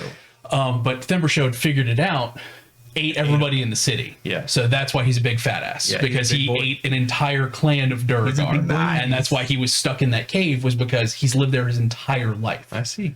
So they agitated him and he broke out. I loved that. That was cool. I thought that was a great sequence. Just a big fat dragon. Can we just, so I'm tired of heaping praises on this movie, but I'm going to again. Can we just say, like, they did an incredible, like, tour of all the biomes of Faerun. Oh yeah, that was. You that got to was see really the spine cool. of the world. Yeah, that was really cool. You got to see like the elven forests. You got to see the Underdark. You never get to see the Underdark. Didn't do a lot with the Underdark, admittedly. They did more than they did. There was no drow. That's true.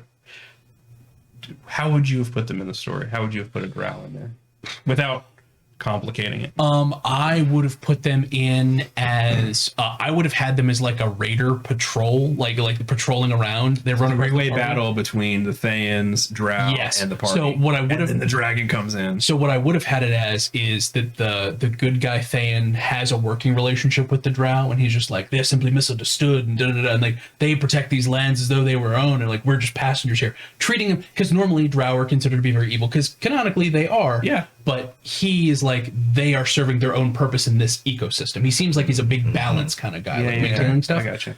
But then when the other Thayans show up, being like, oh, like he led his friends here, and then attacking both parties. So there'd be like some cool like back-to-back shenanigans with the undead guys and the normal party, and then they turn on each other. Like, no, I can see that. I can see that working. Okay. But Thember Showed kind of throws a wrench there because they already had the three-way battle. Yeah, basically. that's true. And a four-way battle is hard to pull off. Yeah, but I would have liked to see more Underdark-y things. I felt like they represented. So like I felt like the heroes were around like 4th or 5th level. No, They can't be. why not? So I looked up the rules after we got out of D&D. Simon has to be at least 8th level To be able to counter a time stop. Yes. Yeah. And the druid has to be If a sorcerer, even if a maximized spell, you couldn't maximize a counter spell and make that work. It's not that, it's the reverse gravity spell that he casts.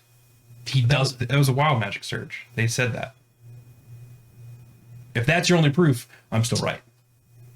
I'll take a look at it again. There was something definitively about him, but the druid for sure cannot be less than 8th level. Just because of the amount of wild shapes? Because of what she wild shaped into. You cannot. No. Not even the owlbear. The owlbear is actually a special thing on her character sheet. Normally, you can't do that. Really? Yes. You cannot turn into a flying creature until you reach level 8. A creature that has a flight speed you cannot turn into before then. Interesting. Yeah. And I was like, so if she's level 8, that means Holga's got to be like level 10 because she's an older, more experienced adventurer. Right. And then I was like, more of these things don't make sense the more that I put them together. These character sheets are going to piss you off. I just want to be really clear. You're going to for that because I really like this movie, and I do. Chris Perkins, if you this up with me because of these character sheets. That's getting gun. You can't do that. You can't do that. What are you doing? I'm gonna come to your house. I'm gonna come to your house in real life. In real life, not in a video game. Yeah, in the ring, no. In real life. Okay, we're gonna cut that. Have you seen that clip? Just so you know what we're referencing. Okay. We're gonna take a break here and do that because we've said it like 3 times. Okay. Do you know who Sam Hyde is? Okay. I don't know how to explain Sam Hyde to someone who's never heard of Sam Hyde. So he did a comedy show called $1 Million Extreme and basically got kicked off Adult Swim because of Tim Heidegger's intervention. And then they kind of had a really big falling out. He does his own thing on Gumroad now. But he was like a really big, like right-wing troll kind of guy. But like, it's impossible to tell if he's serious about anything. He engages in a level of irony that is unsettling. Okay. Okay. But he's also a fighter. He started doing like training to do boxing matches for so we did like creator clashes and stuff. So he won a fight and they asked him who he's calling out. Do you know who San Piker is? Yes. Okay. You got anyone you want to call out in the heavyweight division? Oh, you know it, lad. You know that Hassan Piker. I'm coming to kill you in Los Angeles at your house. Or in the ring? No, in real life.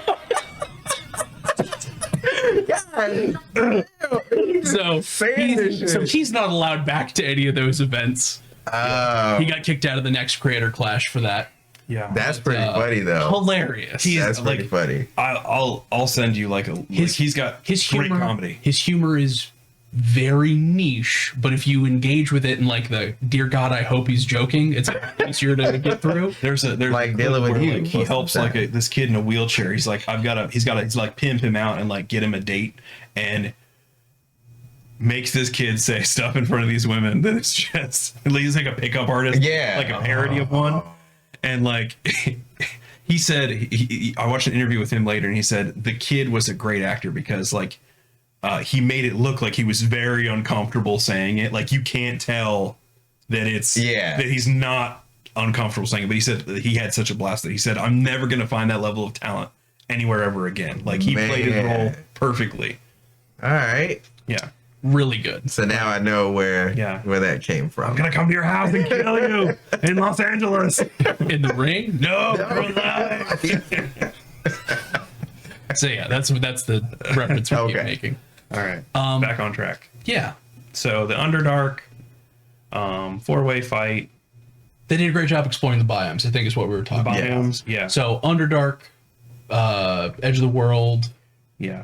And then there was something on a character sheet that I was talking about the levels. Okay. The point I was trying to make. Yeah, sorry. We're back in it. We're back in it.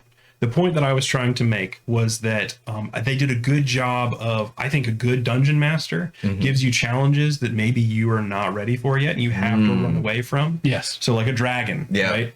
You don't want to fight that as a party of level 6s, right? Dragon will F you up. Now, granted, he can't fly and he can't breathe fire, but he's still a really big threat. Yeah. It's fucking huge. I'm trying to think.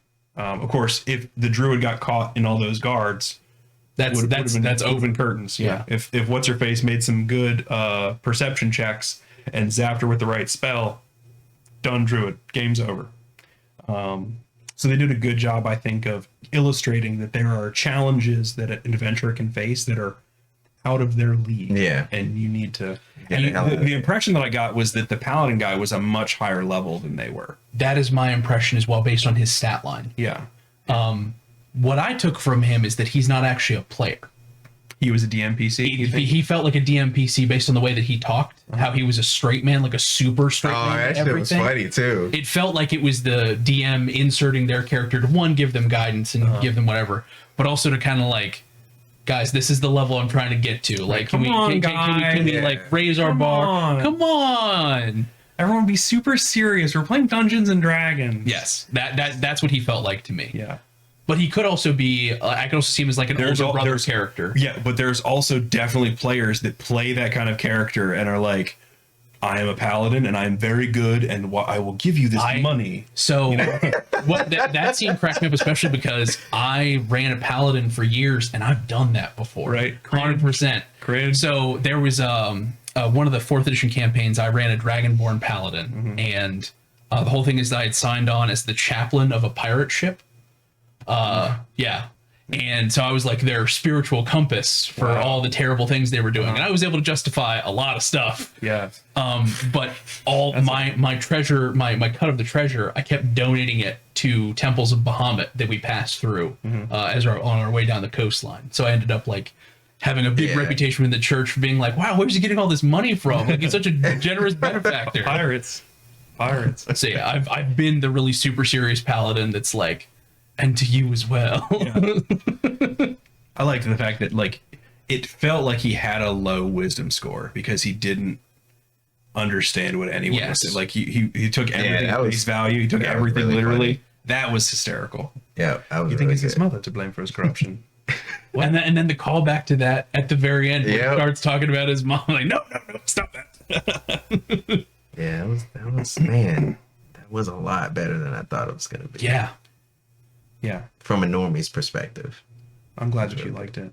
I did. I was not expecting to like it as much as I did. And I feel like because the bar was set so low for me and it hit it so above that, like it's my job to advocate for it.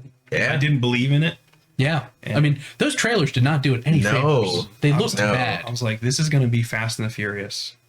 But That's what it Dragons. it felt like a really, yeah, like that level of like family. But I've never seen a Fast and Furious movie. Really? we're going to watch all of them. You're fucking missing out, bro.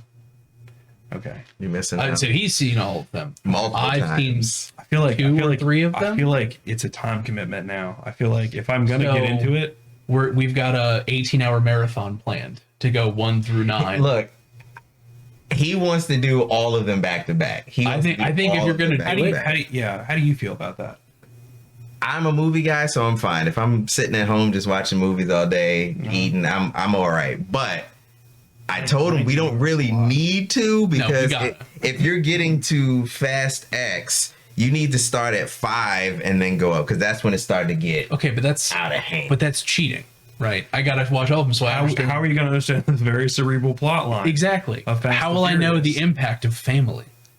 family like all that weird shit starts at 5. I know, because that's the first one that I saw. Yeah, it starts at 5, and it gets. I was like, I remember this movies being about, like, all the trailers I saw were like fast cars and women in booty shorts. Yeah. And, like, they just grabbed a safe out of a wall, driving it down a highway. Driving it down a highway like it's nothing. And it was great. I was like, this is cool. And The Rock was there, and he can't act, so that was fun. Yeah.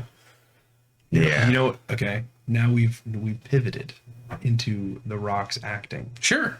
I'd love to talk. I've strong thoughts on the strongmen of Hollywood. Is that what they're called? Is he in the... That's what I classify them as, like the really big muscle bound dudes. Okay. There's like 4 or 5 of them that are like, we are the big strong men that get to play in the movies. There's The Rock, there's Jason Momoa, there's Batista, Hemsworth? John Cena. Nope, John Cena. So you're talking like big. Yeah. And is it only 4? I might have overestimated. The Rock, Jason Momoa, Batista, John Cena. John Cena. Yeah, so it's 4. Okay. The 4 big guys. All right. 4 big guys. Okay. I would say out of all of those, the one that's most impressive acting wise to me, I think, is Batista. Yep. And you're both wrong. It's John Cena. You haven't seen the Peacemaker show. That's true. Well, the reason The only movie I remember was The Marine. It was garbage. It was bad, but if that's your only experience with him, you don't understand how far he's come. Okay. He's a really good actor. I will say Batista. I have to agree with Batista's Corey got on this range. one. He Hotel has Artemis? range. He was Yes, good in that one. he has range. Glass Onion. Yep, he was good in that. He was good in Blade Runner 2049 for the small role that he had. Yep. Like, he has range. Cena is still Cena typecast. does one thing, He's a but he does it crack. really well. He does. He's a Comedic actor. Yep, he's an awesome comedic. He is like rolling the ground laughing. like hilarious. Peacemaker. So you have to watch the newest Suicide Squad. Yep, and then watch you watch Peacemaker. the Peacemaker TV show. Okay. Peacemaker Where do I TV find the show. Peacemaker TV show? It's HBO Max. HBO Max. I don't think I have that. Okay. Peacemaker is an amazing show. It's directed by James Gunn, Okay. who did Guardians of the Galaxy. So think about his humor, Yeah. and he's allowed to be raunchy. with, Like, with a DC property. yes, and it is hysterical. It is gory. It's got lots of nudity. What is The Rock's best role? On 3. On 3. okay. 1, 2, 3. Walking Scorpion Tall. King. You fucked this all up. I know. I'm trying to get the name, the rundown. The Run. Yep. Which one's that? That was one with that's like one of his first ones actually, and it had what's it, Sean William Scott. Yeah. Fucking love that movie. Maybe I'm thinking Walk Tall, but maybe I meant The Rundown. The rundown when they're out and like That's he's the rich That's dude. the cherries. I That's was a, just scritching it. I wasn't trying to. yeah. That's with the rich dude, and he's like the guy got to get him back to a space safely. Yeah. And he's like the rich, not, I guess he's more of a, almost like a bratty rich kid type thing. He's got to get him back to a certain point, and The Rock was excellent in that. I think that's my favorite role of his. All the rest of The Rock's movies are, The Rock. The standalone Scorpion King movie is his best role. Honestly, Scorpion King, great movie. Great movie. First one. They made first one. 5 of them, I guess. I don't know. If Yeah, he was only in the first one. Yeah. And they, How did they walk that property without the guy? like dude, they. I haven't seen it, so I have no idea. They could be cinematic masterpieces. I'm getting probably not. They're awful. Yeah. All of them. Okay. Even the first one is awful. So the first one's great. Corbin and I had a really long talk about the first Scorpion King because he had rewatched it. And I was like, the thing that always stuck out to me about that movie is the main bad guy's conceit is that he's really good at blocking arrows that are fired at a certain speed from a certain distance. And the way they overcome that is by shooting the bow a little harder. He's got a super strong bow. Yep. That just launches the arrows just too quick for the guy to chop it out of the air like he can normally do with all the other ones. It's so So funny to me. Yeah. What a great movie. Michael dumb. Clark Duncan just being cool. So great. Literally not a bad role for any. And I'd never seen that dude not act his dick off. Yeah. Yeah. Story. I still think Batista is the better. I think he's got the best range. I think. Yeah, he can do just about anything. All right, let's rank them. Okay, so hey, name them again. You've got The Rock, Cena, Batista, Jason Momoa. The Rock, Jason Momoa. I think The Rock is at the bottom. Momoa's at the bottom for me. Have you ever seen him? He did what was the TV show where he played like a fur trapper, in like during the French Canadian War. He was really good in that. It was like the Wolf Man or something. He was really good in C on Apple TV Plus. With that his tribe is blind. Like they're all blind, and I don't think you've seen really enough good. Jason Momoa. Yeah, you gotta see some more. And Jason the problem is Momoa. I haven't seen enough John Cena. Like I I think we've all seen enough Rock, and we know he can rock for beans. Everything I've seen Jason Momoa in, he's been the same guy. The dude, bro. Yeah. He's a dude, bro. Yeah. Right. Even in Game of Thrones, he was a dude, bro. Yeah, Yeah. He was like, dudes rock. dudes rock. Yeah. Just to be clear, dudes do rock. Dudes do They rock. do. They do They rock. do. They do. And let's not sully that. Yeah, but I do think I think Batista, for me, he's up at the top of that list of dudes. Yeah. Of the muscle man. If I had to hire a muscle man to do Shakespearean, Oh yeah, it'll be Oh, it Dave would be Bautista. John Cena every day. Well, he speaks normally like that. He's like a stiff robotic dude in general. Yeah. But yeah. that's good. Okay, you know what? I have to agree. If Shakespearean stuff, if it's John Shakespeare, Cena, John Cena would knock it out of the fucking he park. would I nail need that to see shit. this Peacemaker show. He would It's nail that shit. Really good. Just the opening sequence when him dancing, like everybody's dancing. It's a credit sequence that you would never skip. Oh, it's so good. It's so good. That's righteous. It's a big dance number to like 80s hair metal. Yep, it's really good. And it's I'm in. great. It's every character in the show just doing a goofy dance. I'm in. But When I I signed am- up for Odyssey of the Mind in 7th grade, that's what I imagined myself making. And I was robbed of that opportunity of never going to college. True story.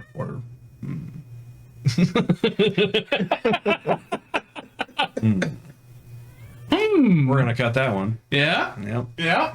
Okay. Back to, I think we should circle back to Dungeons and Dragons for a second, because I asked his favorite scene. Yeah, Is your favorite scene the favorite? Is your scene also the graveyard? No. I think that my favorite scene, it's gotta be, it's hard to pick, but I really enjoyed the final fight. I like that everyone got their moment in the sun. And it's hard to do that well as a dungeon master. So seeing that translated to screen where like everyone gets the moment, like it felt good. I'm gonna say the druid chase scene. I think that was a really creative use, even if it broke the rules of how Wild Shape works. It was a really fun way to showcase like kind of what druids are about. Yeah. And I really liked that despite all the damage that she took, she didn't show up battered back at camp, because that's how Wild Shape works. When you're in Wild Shape and you take damage, you take enough damage to exit Wild Shape, you're perfectly back the way you were before you went in. So if you just keep switching through Wild Shapes, your actual hit point pool never goes down. So it's like Mario taking mushrooms. Get bigger, basically. you just get hit, go back small, Effectively. Yeah. Yeah. Okay. and he's good to go. Yeah. Come on. I saw you winding up for it. I know I said it before, but that scene with the illusion. The illusion. Man, that was I yeah, that was. Oh, good. you know keep what? trying to find like a. Honestly, just all the action scenes They were good. were really well executed. It was just a good movie. Yeah, it was. It was a solid movie. The choreography for the fights with Holga doing The first one where she just gets a brick and they kept showing it in the trailers, Yeah. and I was like, this looks fucking dumb. And then they put it like in context, and I was like, this rules. and like my favorite was like you see Ed is just the whole time like the whole we time. got him. We're doing good here, trying to saw his handcuffs off, and then he gets the final clock of Yep. the last guy, and then she ends up picking that cool axe up. Dark Steel gives lightning resistance. I thought she said it was dark iron or cold iron. No, Dark Steel. Okay. There he goes. Yeah, So good do you want to stuff. crack into these character sheets? If we have to. Chris Perkins, Uh-oh. I'm coming for you. Coming for you. Okay. Coming to your house. Okay, we're gonna starts with Doric. Okay. So I'm going to tell you what I think that Doric is, Okay. and then you're going to tell me where I'm So wrong. here's what I'm gonna ask for. Okay. I'm gonna ask for what you think their class is, Okay. Druid. how many hit points they have, and what their highest ability score is and what that is. Okay. Her highest ability score is going to be Wisdom, Mhm. and it's 17. And her next highest is Intelligence, and that's 14. Am I way off base? You're underestimating her quite a bit. Is she a 20? Wisdom 19, intelligence 16, dexterity 16. She got some good rolls. That's I didn't guess how many hit points she has, because I think that's the telling thing. Uh, That gives you an idea of how like what 70. 104. Well, she's way high level. Damn. It doesn't give you a level there. No, but it says 16d8 plus 32. So 16? Really? That's what it says. 16d8 plus 32. Level 16 has no business.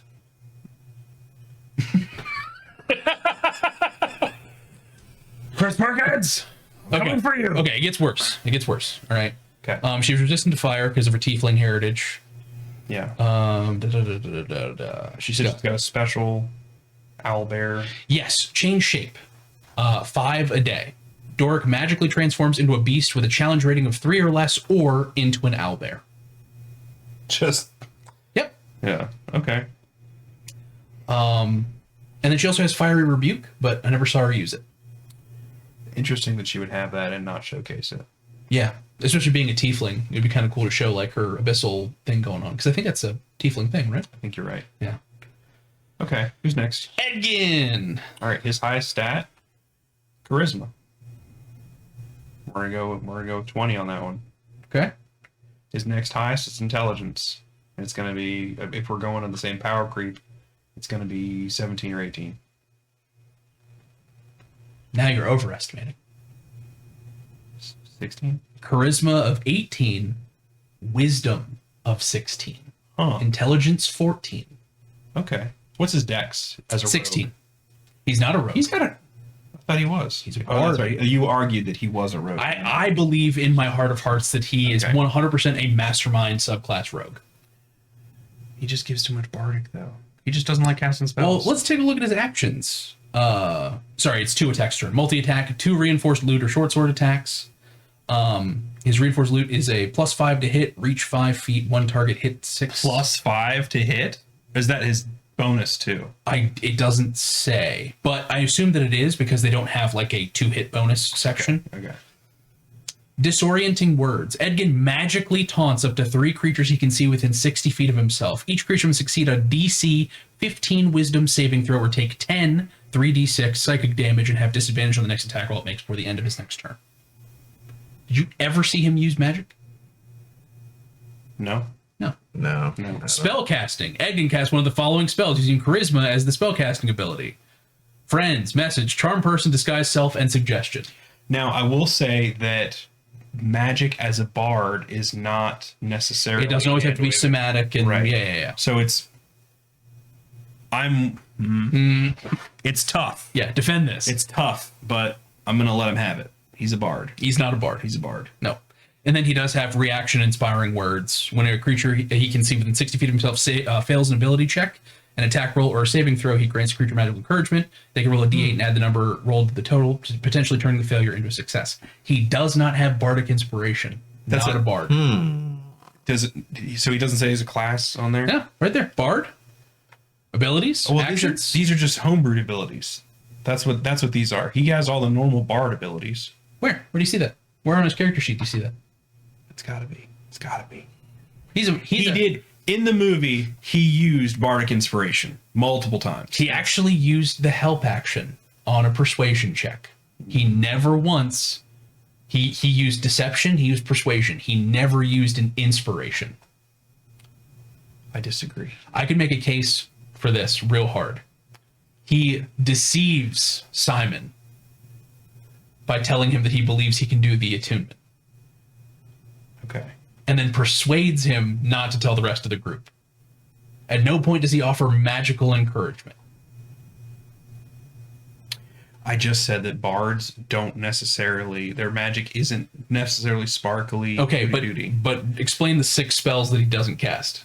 I can't do that. Okay. Chris Perkins, you explain that. Get in the comments. Get in the comments. Let me know about this spells. All right. Moving on. Forge Fitzwilliam. Human thief or rogue or whatever. Or is he just called a con man? Humanoid. Oh, that's right, because we don't do race. No, but he doesn't have a class. He's Nope. just a humanoid. It's just a humanoid. No class. Neutral evil, medium humanoid. Okay. Go ahead and tell me what you think his stat line is. Definitely not a lot of intelligence or wisdom, but a lot of charisma. I bet he's got freakishly high charisma and good dexterity. No? Come on. Charisma 20, wisdom 17, Damn. I didn't see that. intelligence 15. Okay, so not bad. I'm striking out on these. He has the ability, while he isn't wearing armor, his AC includes his charisma mod. That's a hefty. Basically like being a monk, but using your charisma instead of your dexterity. Right. Double cross. If Forge hits a creature friendly to him with an attack roll, the attack is automatically a critical hit. That's a cool ability. That's a very cool ability because it only works once. yeah. Because once you hit a target, they're no longer friendly to you. That is, I like that though. That's good. He has a heavy crossbow that deals poison damage. Actually, take that back. They specify this. His weapons aren't poisonous. He is. Yes. Is that a humanoid ability? Is that what humanoids do? Okay. Yep. But he's got a dagger attack and a heavy crossbow attack, and both of them are poison. Right. He pierces for 1d4 plus 2, and then 7d6 poison damage. The poison damage checks out if he's a high enough level. That's the exotic poisons get crazy really quickly. And he's got uncanny dodge and cunning action. Yeah. So he's a rogue. Yeah. They just don't call him one. That's weird. Very strange. I don't think Chris Perkins, I feel like my rage is misguided at you. I feel like someone put your name on these. I feel like someone who has never played Dungeons and Dragons made these. They probably Googled how to create a Dungeons and Dragons character and went on one of those online editors that has nothing, and you have to type in everything by yourself, and they're just like, I'm just gonna make stuff up. You probably wouldn't even know. Oh, guess how many hit points Forge has? 150. 110. That's still a lot. 20d8 plus 20. He's a 20th level rogue. Damn. Okay, so they do this. They message this very clearly in the player's guide, right? Every 3 levels or every 4 levels is a different tier. I think it's every 4, I believe it's every 4. 3 or 4, and like once you get to like level 15, like you start fighting gods and emissaries of gods and going into different planes and like messing stuff up on a cosmic level. There's no way that a 20th level thief is masquerading as a noble, even if it's a really big city. This kind of bullshit is what a 4th level rogue gets up to when he like just lucks the shit out of himself on his rolls. Yeah, that makes me mad. He's not a 20th level rogue. Chris Perkins, you need to get your team in order. This is unacceptable. Holga. Humanoid. Barbarian. Humanoid. Barbarian. Medium humanoid. She's a barbarian. Medium humanoid. She's a barbarian. She's got Medium. rage. She's got improvised weapon fighting. Her strength is off the charts. She's got 20 strength. She's got like 18 constitution. No. Tell me and make me mad. 19 strength. I was close. 16 con. That's it? What's her intelligence? That's what I'm really worried about. 11. No. It's 9. It's 9. It's 9. It's 9. It's just under. Say in I don't know if it's true in 5th edition, but in 3rd edition, Typically in D&D. 9 is like 9 intelligence is like you just barely know how to read. Like like you can color in the line. Yeah. Like, that's where you're at. Wow. She's a 9 intelligence. She's 11. She's not. 16 wisdom. Absolutely not. 13 charisma. Absolutely not. 14 dex. Intelligence is her dump stat, but charisma is not far behind it. Either, okay, they're not using the point buy system, or they're using real fudged dice rolls. And either way, I'm not. You have some consistency. if you're gonna make the character sheets, Chris Perkins and his crew, be consistent. Do it like a player would. No player is picking humanoid. They pick barbarian. They dump intelligence as a barbarian. It was very evident in the movie. Let's go through her abilities real quick. Okay. Reckless. Start of her turn, Holga can gain advantage on melee weapon attack rolls during that turn, but attack rolls against her have advantage until the start of her next turn. I felt like that wasn't true. I felt like it was a rage. I felt like some of them were hitting her, but they weren't doing any damage, and they didn't get advantage. AC 15. What is her armor? She's unarmored. So that's her dex modifier? When Holga isn't wearing armor, her AC includes her con mod.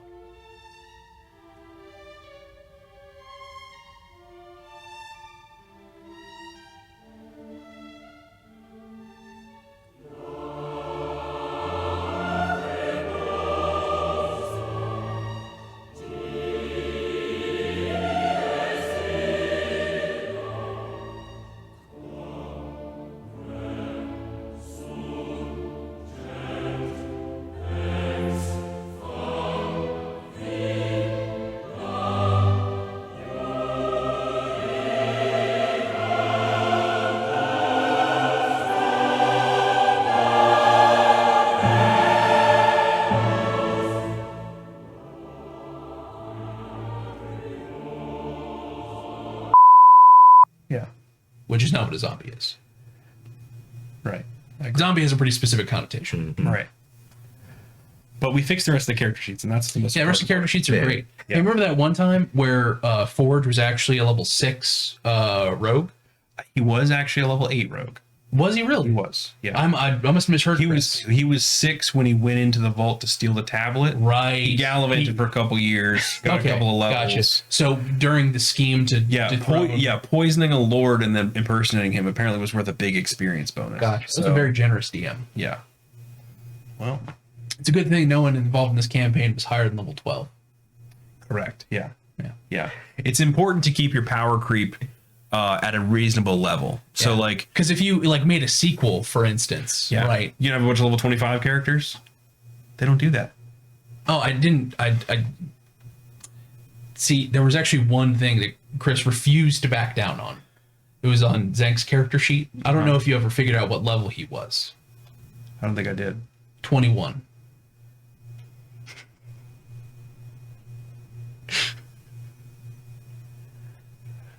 I'm coming for you to your house. To your house. Chris Perkins. Level 21. Eat shit. He's a higher level than Sophina. No way. Yeah. None. And then this is your journey, my friends, even though I'm a Thayan who escaped the same thing that she's trying to do. I can't possibly go into the capital. Yeah, honestly, if there is one really big bone to pick with the story, it's that the paladin whose origin story revolves around this specific event refuses to assist in that event. Yeah. Especially as a Harper. Now, is he a Harper or is he? It's implied that he's a Harper. They never say he's a Harper, Yeah. but he lives in a Harper sanctuary. I think he's staying there because he's so cool. He's also got the book. And he put his own illustration into the book. Yeah, he's got his own like pop out. Yeah. Right. Okay. Yeah. I'm pretty sure Yeah, he's probably a Harper. Pretty sure he's a Harper. He doesn't have the harp pin, but I'd say he's a Harper. Yeah. Yeah. Okay, he's a Harper because He's also honestly, 21. Honestly, and here, okay, I have a gripe. I found a gripe. You found a gripe? I did. Okay. The Let's circle back to Harpers the are gripes. supposed to be a secret society. Correct. You're not supposed to tell people that you're a Harper. Actually, the first line where he says, "I belong to the Harpers, a secret society," and I went, So in the games, a lot of the games that are licensed, Baldur's Gate, stuff like that, you interact with Harpers and work for Harpers a lot of the time. They're like Okay. if the CIA was benevolent. They're like if the CIA, instead of selling crack to kids, like gave out first aid kits. Okay. Yeah. Fair enough. That's basically the That's fair. Yeah. That's fair. They're the good CIA. Yeah. You know, like good arson. Yeah, good arson. Good arson. Yeah. It's the good CIA. Good arson. You managed So to get the good idea, arson. the idea that they had uniforms and they were like marching around and like, we're the Harpers doing good And things. they got big old pins on them. Yeah. Yeah. No, it's the Harpers do have pins, but they're normally very small and kept inside a cloak. Right. Okay. So you Like can it's- reveal it to other members. Yeah, it's like a badge, like, you know, to get into the secret Yeah. clubhouse, you know. Gotcha. Okay. But like, yeah, well, I belong to the secrets. Okay, that was my gripe. I found one. Finally, Well, he never called it a secret society. I feel like he did. I feel like it was the first line. He said, I belong to a society called the Harpers. Okay, I thought it was a secret society. So. Nope. At least not to my Can we knowledge. fact check that? Wait, I'll put a fact check in here to see if Corwin's right or not. Yeah. None Now, of the that- Harper, and it's fair to say in the books, the Harpers are a secret society. Whether he referred to them as such in the movie, I'm not sure. But it should be like they don't have uniforms. They don't have. I feel like every licensed D&D game, the person who is like your tutorial NPC is always a Harper. Yeah. Like 'Cause they're the good guys. They're helping Garion was a Harper, or was it? No, it was out. Ryan. Gorion. Yeah. Gorion was a Harper, and Jahira and Khalid Yeah. were all Harpers. Yeah. In the Dark Alliance games, there were Harpers in those. You ended up joining the Harpers. Yeah. Right. Like the guy that gave you the missions was a Harper. Yeah. Yeah. Harpers show up all the time in the games, and they're like, But they're the good CIA. They're the secret. They're like. That's the good CIA. Instead of selling crack to kids, they're the guys like giving out. Yeah. they're Doctors Without Borders, and also Soldiers Without Borders. Yes. Militaires Yeah, frontières. Militaire Sans Frontières. Yeah, but good guys. But good guys. Yeah, but not afraid to punish bad guys. Yes. And lawful good does not mean lawful nice. You know, Or like- lawful stupid. or lawful stupid. It's fair. Yeah, and that's I'm glad y'all fixed the stuff. A little brief aside when we're talking about lawful and stuff. You might have seen them in meme formats before, but in D&D, Lot of traditional things. D&D, there's a little table. It's 9 panels, and it's the alignment chart. And so in the top left, you've got lawful good, and in the bottom right, you've got chaotic evil.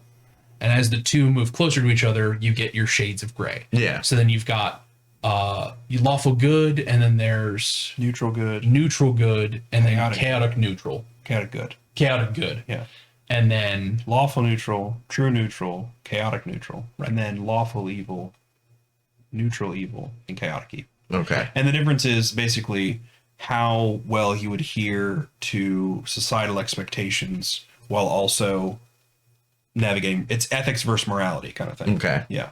so chaotic evil is you're unhinged, usually mentally unstable. Yeah. Murder's cool, ends to a means. Honestly, I feel like that is common as a trope. Yes. Well done. Chaotic evil is subversion of society. Like Bane from Bane is chaotic evil. Yeah, Bane from Batman is chaotic Molded evil. bird. Yeah. It's molded. I love Bane. I love What Bane. is this song? What is Darude Sandstorm? It goes doo doo doo doo doo doo doo doo. So yeah, he's chaotic evil, the subversion of society to further your own personal goals. Like, and it may be a grandiose plan, but it's also like selfish. Yeah. Whereas lawful good, stay within constraints of the law and be as altruistic as possible. And then kind of develop from there. You get the you get the idea. Nice. But we fixed the character sheets. Yeah, you fixed We them. did fix them. And really, we talked to Chris Perkins and we got him on the horn. Got him to do his Yeah, job. give him- Yeah, really. you know. yeah. We told him to just settle He down. was the second name on the project lead category line. So, Yeah. Yeah. But we got him to fix. Thank goodness, Chris Perkins. Appreciate you.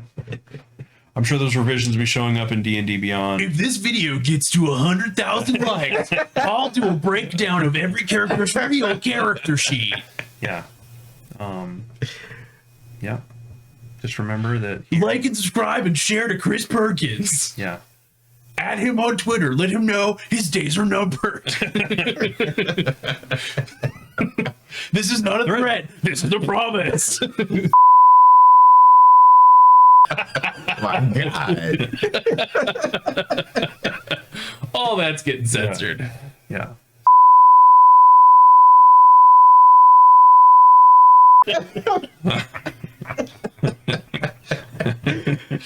Don't God. put me in any of that. Yeah, we'll just have him like silhouetted out. Yo, just blur me out of that whole section. Good times. So is that a wrap? No. No? Yes. Yeah? I think it is. So, final thoughts on the D&D movie and D&D in general. So D&D, I'm not sure, with all of the hoopla about the licensing and the new edition and no race mixing and no race, it's weird. I'm gonna take. I mean, here's the thing: like, you can't take away the books I've already bought. Nope, and you can't take away the idea of it. You can't take away. You can't take away the soul. This is the ending to V for Vendetta. You can't kill an idea. Yeah. Yeah. So we're going to continue to play half orcs and half elves, and we're going to continue to race mix as much as we want to. Censor. Big censor. Big censor. That was a joke. It's called satire. It's okay when we're joking. But I'm not sure where it's going as a company, and as a property. I liked the movie. The movie was great. They did a great job with it. Everyone did their jobs well. The story was well told. I enjoyed it. I'm going to go see it again. Yeah, I'm going to tell other people to see it. And the character sheets were really good. And the character sheets, the revised character sheets that they are going to put our names on are good. Okay. Yeah. Once Chris Perkin does his little edit thing, re-uploads it to D&D Beyond, you push that good out. to go. Yeah. Upload your apps in a day or two. It should be corrected. You should see the new ones. Yeah. Final thoughts. I thoroughly enjoyed the movie. I will buy it on 4K Blu-ray when it comes out and add it to the collection, bar none. It was great. I loved it. And that's something I can show to the family too. Like, when we get together and watch movies, it's good. Good stuff. Enjoy it. Face melt now. I thoroughly enjoyed the movie. I'm very glad that Corwin ended up recommending it to me, because I didn't have any desire to see it independently. It was so good I saw it twice, which is about as high a praise as I can give a movie. Yeah. The question that I will leave both of you with is, when is the last time you were in a movie that wasn't listed as a comedy and you laughed out loud and did not hate yourself for it? I don't think I've ever hated myself for laughing at anything. Then you've never watched Thor: Love and Thunder. I haven't. Because there's moments that made me laugh out loud, and then I was like, I'm gonna sit in my car for a bit. Not listed as comedy, but made you laugh. And it might be classified as a comedy, and I'm just out of it. But it felt like it was just like an action movie. Yeah. Yeah, I think it's an action fantasy. I think it was just a lighthearted action movie. And I can't remember a time when I went to a non-comedy. I mean, I don't Well, because like Marvel movies now, like they don't list them as comedies, but they're like throwing out jokes like pretty much nonstop. But this is how Marvel movies want to be. They want to be just like this. They want this level of competency. They don't have it. The writing in Phase 4 and now Phase 5 has been abysmal. So they will never reach that, because we used to laugh at the early Marvel movies because Tony Stark was hilarious. There were jokes like maybe once every 8 to 12 minutes. Yeah. Right? They were like good, like, oh, that's a good one-liner. That's a good retort. Just like when he was like, hey, he's playing Galaga. Yeah. And, you know, everybody's like, what? And the guy was literally playing, he had to shut the screen down. Stupid stuff like that is hilarious. It was good. It was good. But like, that was good for a chuckle. And like, I watched Spider-Man No Way Home, and there were some points where I was like, ha ha ha. Yeah. You know, but like. But a lot of it was like, yeah. Dungeons and Dragons, there were spots where, like the graveyard scene, gut busting. God, it was not a comedy. Really not funny subject material. No. Talking to dead people to try and find, like digging up your ancestors in order to try and find an item. And then just leaving the graves open. They just dipped. Like, so we were talking about, is that item, that token on his character sheet at all? Nope. Okay. I'm going to get it with Chris Perkins about that. The item that he uses in order to speak to the dead. Like, normally items like that have a certain number of charges, and you can only use them once per they use short rest. They use that shit a million times. Like, you do, when they pan out on the last guy and you see like the bodies just stacked up, like they were there. They probably were there for a month, it feels like, you know? Like, they couldn't have been because the games were, you know, but like, yeah, like they only showed like 4 or 5 of them, but like there's like coffins open all. God. Yeah, and they just left them there. I love that scene. That was great. I love it. So yeah, I think it was great. It was good. The best jokes are the ones that surprise you. The best laughs you get are the ones that come out of nowhere and stab you in the gut. I agree. Yeah. Yep. Jonathan. Just her saying his name. Jonathan. Yeah, disappointedly. So good.